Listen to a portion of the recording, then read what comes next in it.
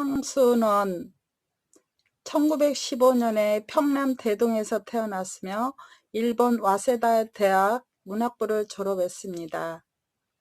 작품 속으로 들어가겠습니다. 소녀는 개울가에서 소녀를 보자 곧 윤초신의 증손자 딸이라는 걸 알 수 있었다. 소녀는 개울에다 손을 잠그고 물장난을 하고 있는 것이다. 서울서는 이런 개울물을 보지 못하거나 한 듯이 벌써 며칠째 소녀는 학교에서 돌아오는 길에 물장난이었다. 그런데 어제까지는 개울 기슭에서 하더니 오늘은 징검다리 한가운데 앉아서 하고 있다. 소녀는 개울뚝에 앉아버렸다. 소녀가 비키기를 기다리자는 것이었다. 요행 지나가는 사람이 있어 소녀가 길을 비켜주었다. 다음 날은 좀 늦게 개울가로 나왔다. 이날은 소녀가 징검다리 한가운데 앉아 세수를 하고 있었다. 분홍 스웨터 소매를 걷어올린 팔과 목덜미가 마냥 휘었다. 한참 세수를 하고 나더니 이번에는 물속을 빤히 들여다본다. 얼굴이라도 비추어 보는 것이리라. 갑자기 물을 움켜낸다. 고기 새끼라도 지나가는 듯.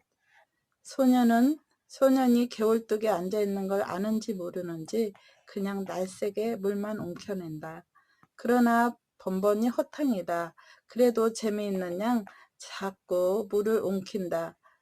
어제마냥 개울을 건너는 사람이 있어야 자리를 비킬 모양이었다. 그러다가 소녀가 물속에 하나 집어낸다. 하얀 조약돌이었다.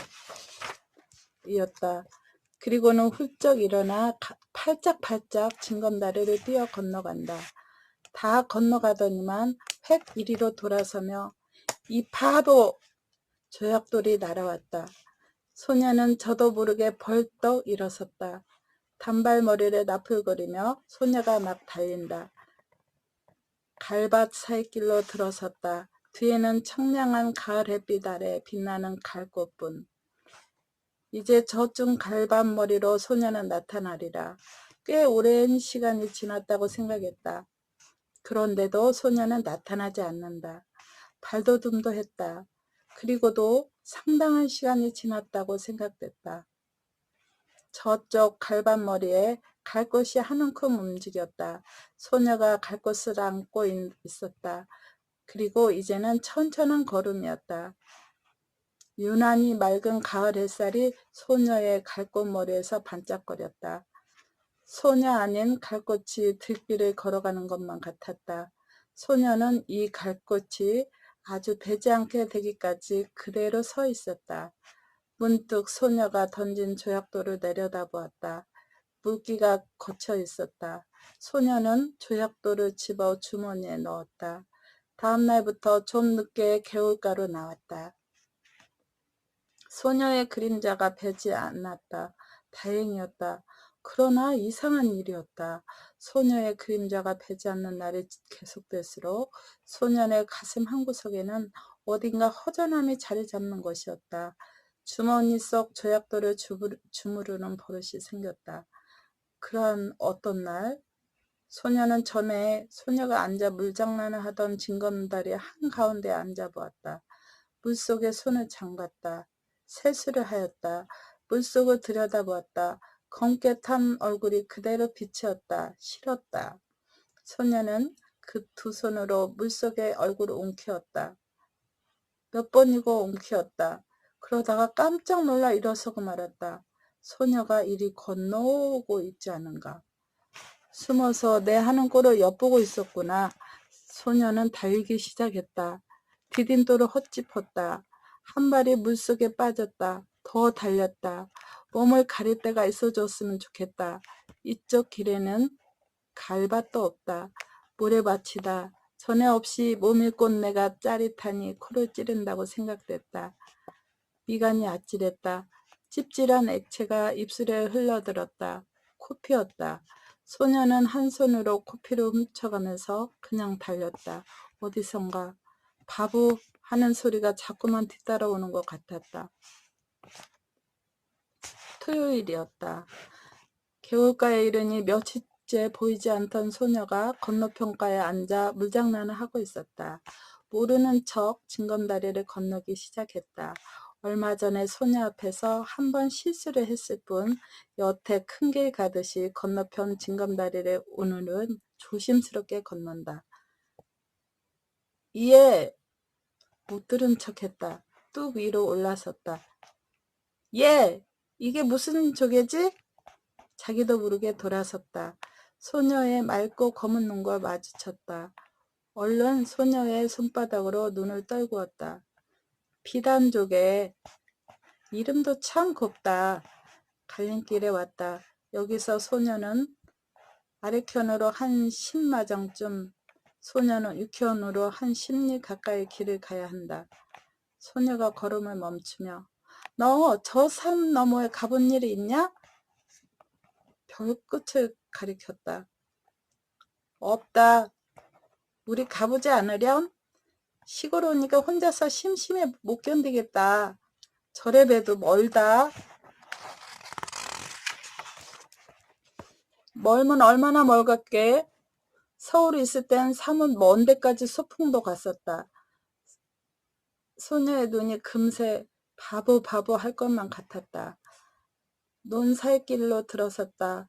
울벼 가을 거지하는 곁을 지났다. 허수아비가 서 있었다. 소년이 새끼줄을 흔들었다. 참새가 몇 마리 날아간다. 참 오늘은 일찍 집으로 돌아가 턴논에 참새를 봐야 할 걸 한 생각이 든다. 아이 재밌다. 소녀가 허수아비 줄을 잡더니 흔들어댄다. 허수아비가 대고 우쭐거리며 춤을 춘다. 소녀의 왼쪽 볼에 살포시 보조개가 펴었다. 저만치 허수아비가 또 서 있다. 소녀가 그리로 달려간다. 그 뒤로 소년도 달렸다. 오늘 같은 날은 일찍 집으로 돌아가 집안일을 도와야 한다는 생각을 잊어버리기라도 하려는 듯이. 소녀의 곁을 스쳐 그냥 달린다. 배짱이가 따끔따끔 얼굴에 와 부딪힌다. 쪽빛으로 한껏 개인 가을 하늘이 소녀의 눈앞에서 맴을 돈다. 어지럽다. 저놈의 독수리, 저놈의 독수리가 맴을 돌고 있기 때문이다. 돌아다 보니 소녀는 지금 자기가 지나쳐온 허수아비를 흔들고 있다. 좀 전 허수아비보다도 더 우쭐거린다. 논이 끝난 곳에 도랑이 하나 있었다. 소녀가 먼저 뛰어 건넜다. 거기서부터 산 밑까지는 밭이었다. 수숫단에 세워놓은 밭머리를 지났다. 저게 뭐냐? 원두막. 여기 참외 맛있냐? 그럼 참외 맛도 좋지만 수박 맛이 참 훌륭하다. 하나 먹어봤으면. 소년이 참외 그루에 심은 무밭으로 들어가 무 두 밑을 뽑아왔다. 아직 밑이 덜 들어 있었다. 잎을 비틀어 팽개친 후 소녀에게 한 밑 건넨다. 그리고는 이렇게 먹어야 한다는 듯이 먼저 대강이를 한 입 베어 물은 다음 손톱으로 한 도리 껍질을 벗겨 우적 깨문다. 소녀도 따라했다. 그리나 새 입도 못 먹고 아 맵고 지려 하며 집어 던지고 만다. 참 맛없어 못 먹겠다. 소년이 더 멀리 팽개쳐 버렸다. 산이 가까워졌다. 단풍잎이 눈에 따가웠다. 야! 소녀가 산을 향해 달려갔다. 이번엔 소녀는 뒤따라 달리지 않았다. 그리고도 소녀보다 더 많은 꽃을 꺾었다. 이게 들국화, 이게 쌀이꽃, 이게 도라지꽃. 도라지꽃이 이렇게 예쁜 줄은 몰랐네. 난 보랏빛이 좋아. 근데 이 양상같이 생긴 노란 꽃이 뭐지? 마타리꽃. 소녀는 마타리꽃을 양산 받듯이 해보인다. 약간 상기된 얼굴에 살풋한 보조개를 떠올리며 다시 소녀는 꽃 한 움큼을 꺾고 왔다. 싱싱한 꽃까지만 골라 소녀에게 건넨다. 그러나 소녀는 하나도 버리지 마라. 산마루로 올라갔다. 맞은편 골짜기에 오순도순 초가집이 몇 모여 있었다. 누가 말한 것도 아닌데 바위에 나란히 걸터 앉았다. 주위가 조용해진 것 같았다. 따가운 가을 햇살만이 말라가는 풀 냄새를 퍼뜨리고 있었다. 저건 또 무슨 꽃이지? 적잖이 비탈진 곳에 칡눈쿨이 엉켜 꽃을 달고 있었다. 꽃? 꼭 등꽃 같네. 우리 학교에 큰 등나무가 있었단다. 저 꽃을 보니까 등나무 밑에서 놀던 생각이 난다. 소녀가 조용히 일어나 비탈진 곳으로 간다. 뒷걸음을 쳐 기어 내려간다. 꽃송이가 많이 달린 줄기를 잡고 끊기 시작한다. 좀처럼 끊어지지 않는다. 안간힘을 쓰다가 그만 미끄러지고 만다. 칡덩굴을 풀어줘야 되겠다. 소년이 놀라 달려갔다. 소녀가 손을 내밀었다. 손을 잡아 이끌어 울리며 소녀는 제가 꺾어다 줄 것을 잘못했다고 뉘우친다. 소녀의 오른 무릎에 핏방울이 내미쳤다. 소녀는 저도 모르게 상처에 입술을 가져다 대고 빨기 시작했다. 그러다가 무슨 생각을 했는지 곧 일어나 저쪽으로 달려간다. 좀 많이 숨이 차 돌아온 소녀는 이걸 바르면 낫는다. 송진을 상처에다 문질러 바르고는 그 다람으로 덩굴이 있는 데로 내려가 꽃 많이 달린 몇 줄기를 이빨로 끊어가지고 올라온다. 그리고는 저기 송아지가 있다. 그리 가보자. 누렁 송아지였다. 아직 콧뚜레도 깨지 않았다. 소년이 고삐를 바트게 잡아주고 등을 긁어주는 척 후딱 올라탔다. 송아지가 껑충거리며 돌아간다. 소녀의 흰 얼굴이 분홍 스웨터가 남색 스커트가 안고 있는 꽃과 함께 범벅이 된다. 모두가 하나의 꽃 묶음 같다. 어지럽다. 그러나 내리지 않으리라. 자랑스러웠다. 이것만은 소녀가 흉내내지 못할 자기 혼자만이 할 수 있는 일인 것이다. 너희 여기서 뭐들 하느냐? 농부 하나가 억새풀 사이로 올라왔다. 송아지 등에서 뛰어내렸다. 어린 송아지를 타서 허리가 상하면 어쩌느냐고 꾸지람을 들을 것만 같다. 그런데 나룻이 긴 농부는 소녀 쪽을 한번 훑어보고는 그저 송아지 고삐를 풀어내면서 어서들 집으로 가거라. 소나기가 올라 참 먹장구름 한 장이 머리 위에 와 있다. 갑자기 사면이 소란스러워진 것 같다. 바람이 우수수 소리를 내며 지나간다. 삽시간에 주위가 보랏빛으로 변했다. 산마루를 넘는데 떡갈나무 밑에서 빗방울 듣는 소리가 난다. 굵은 빗방울이었다. 목덜미가 선뜩선뜩했다. 그러자 대번에 눈앞을 가로막는 빗줄기. 비안개 속에 원두막이 보였다. 그리로 가 비를 그을 수밖에. 그러나 원두막은 기둥이 기울고 지붕도 갈래갈래 찢어져 있었다. 그런데도 비가 덜 새는 곳을 가려 소녀를 들어서게 했다. 소녀의 입술이 파랗게 질렸다. 어깨를 대고 떨었다. 무명 겹저고리를 벗어 소녀의 어깨를 싸주었다. 소녀는 비에 젖은 눈을 들여 한번 쳐다보았을 뿐 소년이 하는 대로 잠자코 있었다. 그리고는 안고 온 꽃묶음 속에서 가지가 꺾이고 꽃이 아그라진 송이를 골라 발밑에 버린다. 소녀가 들어선 것도 비가 새기 시작했다. 더 거기서 비를 그을 수 없었다. 밖을 내다보던 소년이 무엇을 생각했는지 수수밭 쪽으로 달려간다.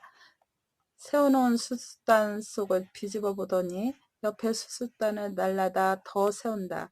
다시 속을 뒤집어 본다. 그리고 이쪽을 향해 손짓을 한다. 수수단 속은 비는 안 새었다. 그저 어둡고 좁은 게 안 됐다.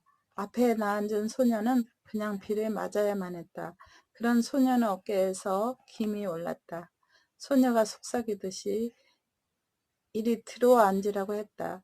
괜찮다고 했다. 소녀가 다시 들어와 앉으라고 했다. 할 수 없이 뒷걸음질 쳤다. 그 바람에 소녀가 안고 있는 꽃 묶음이 우그러들었다. 그러나 소녀는 상관없다고 생각했다. 비에 몸 내음새가 확 코에 끼얹어졌다.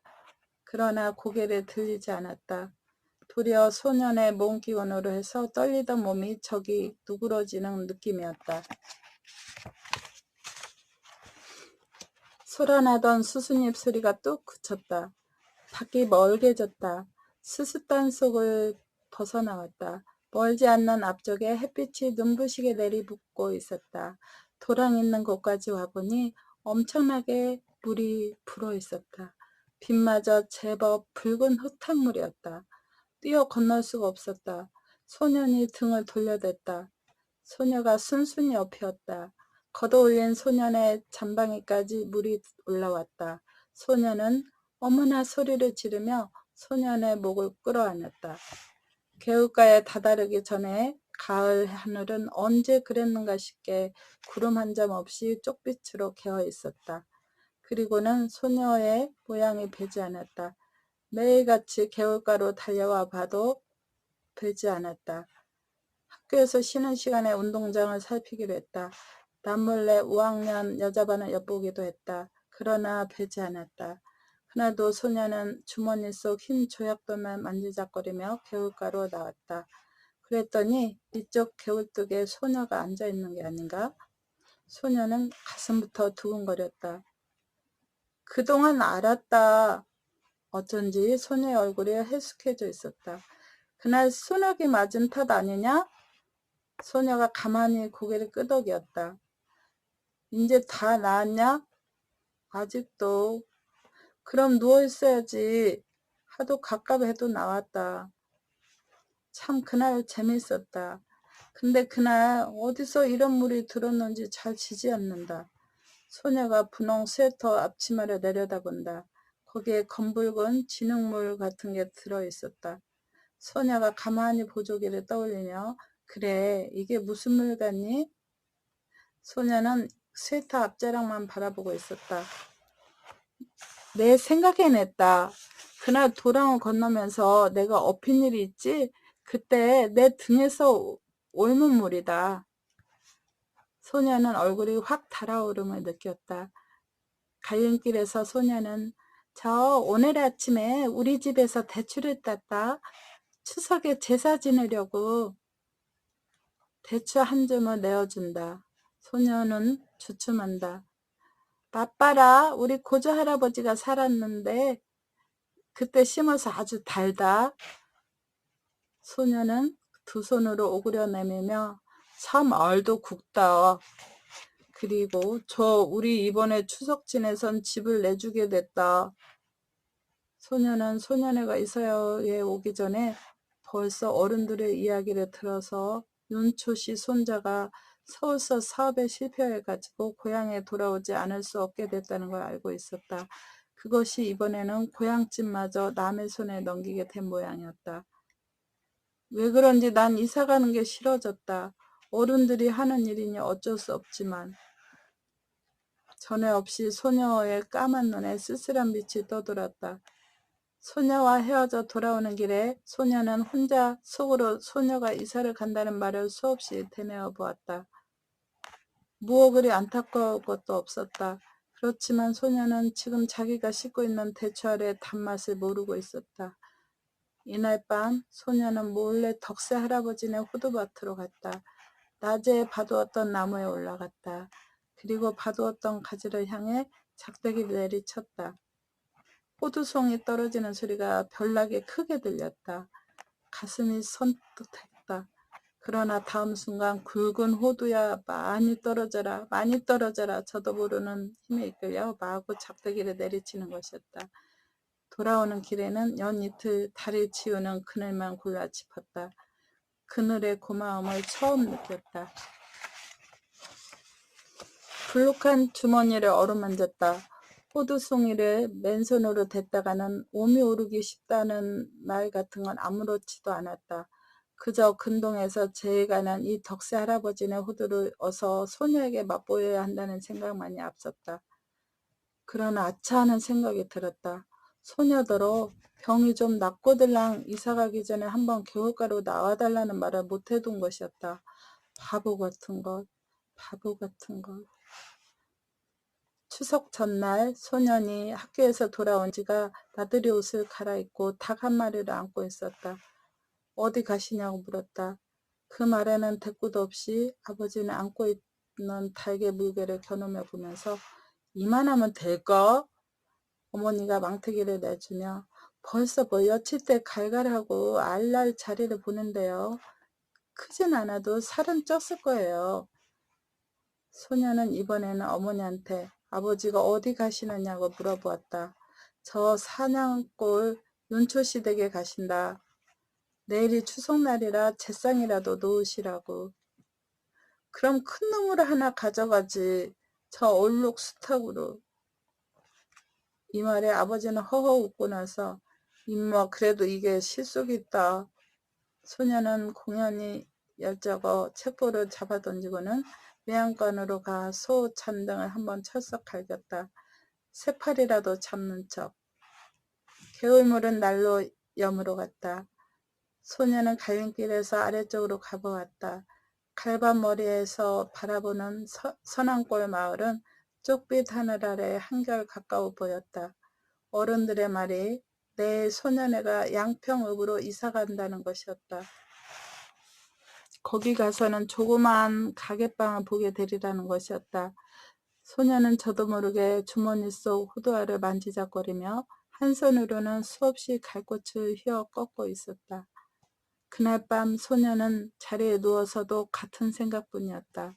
내일 소년애가 이사하는 걸 가보나 어쩌나. 가면 소녀를 보게 될까 어떨까.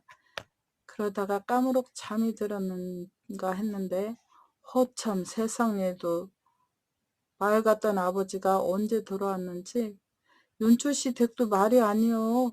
그 많던 전답을 다 팔아버리고 대대로 살아오는 집마저 남의 손에 넘기더니 또 악성꼬지 당했다는 거 아닌가? 남포불 밑에서 바느질감을 안고 있던 어머니가 증손자라곤 기집애 그의 하나뿐이었죠. 그렇지. 사내에 둘 있던 건 어려서 잃어버리고 어쩌면 그렇게 자식 복이 없을까? 글쎄 말이지. 이번엔 꽤 여러 날 앓는 걸 약도 변변히 못 써봤다군. 지금 같아서는 윤초신에도 대가 끊긴 셈이지. 그런데 참 이번 기집애는 어린 것이 여간 잔망스럽지가 않아. 글쎄 죽기 전에 이런 말을 했다지 않아? 자기가 죽거든 자기 입던 옷을 꼭 그대로 입혀서 묻어달라고.